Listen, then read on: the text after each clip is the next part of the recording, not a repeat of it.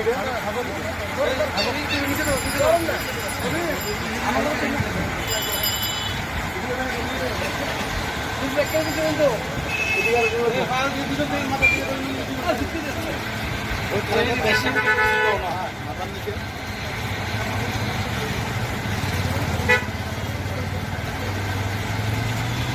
সামনের থেকে একটু সরেন, এই যে সামনের থেকে সরেন।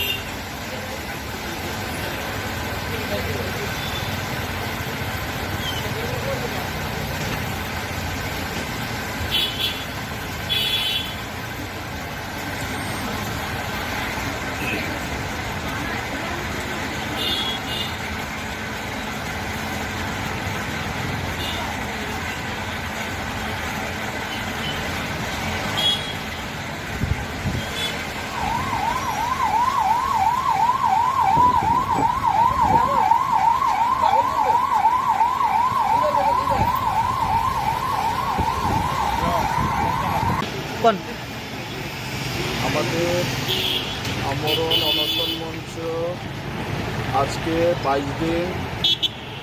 আজকের দিনে আমাদের অধিকাংশ শিক্ষক শিক্ষিকা এখানে অসুস্থ হয়ে পড়েছেন এবং শুরুর দিন থেকে আজকে পর্যন্ত আমাদের অনশনকারীদের সংখ্যা বরাবর সেটা হ্রাস পেতে চলেছে। কেননা একটানা দীর্ঘ 22 দিন অনশন করা বাস্তবের মাটিতে দাঁড়িয়ে আজকের দিন পর্যন্ত আমরা যেটা লক্ষ্য করছি, আমাদের পক্ষে অনেকের পক্ষে সম্ভব হচ্ছে না। একটানা আমাদের এখান থেকে 2 জন গুরুতর অসুস্থ হয়েছেন, একজনকে অ্যাম্বুলেন্স নিয়েছে, আরেকজন এখনও পড়ে আছেন। ওনাকে পরবর্তী সময়ে অ্যাম্বুলেন্স এসে নিয়ে যাবেন।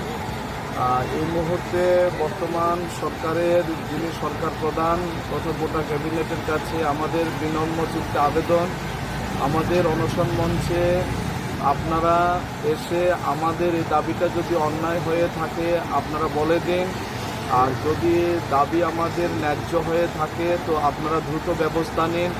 আমাদের আজকের ভোর রাতেও আমাদের একজন শিক্ষক প্রয়াত হয়েছেন, গতকালকে আমাদের একজন শিক্ষক প্রয়াত হয়েছেন। এই নিয়ে প্রায় 145 জন শিক্ষক শিক্ষিকা প্রয়াত হয়েছেন, যেটা গোটা রাজ্যের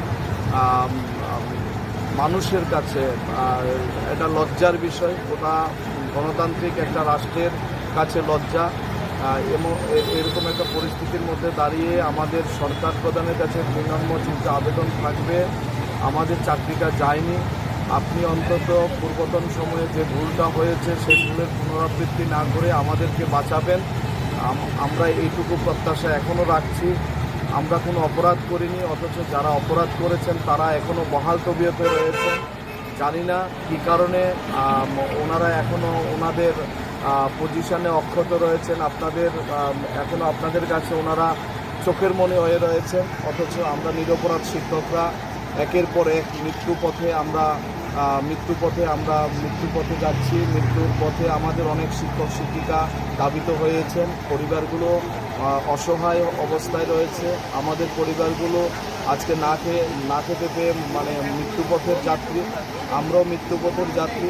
এমন অবিচার আমাদের উপর করবেন না, এটা আমাদের অনুরোধ থাকবে। আপনারা মুখ খুলুন, নতুবা আপনারা যদি না পারেন সেটা পরিষ্কারভাবে বলে দিন, আমাদেরকে ইন্ডিভিজুয়াল টার্মিনেশন লেটার দিয়ে দিন।